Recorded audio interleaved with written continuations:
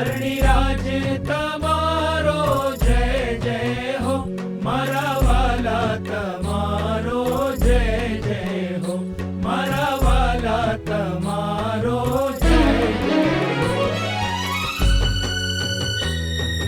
જય નીલકંઠ. જય સ્વામિનારાયણ.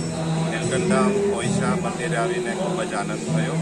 અહીંયા મંદિરના પરિસરમાં શાંતિ તમને જોવા મળે છે અને ખૂબ જ સુંદર દર્શન ભગવાનના થતા હોય છે અહીંયા, અને જોડે જોડે નગરયાત્રામાં પણ લાભ સારો મળે છે.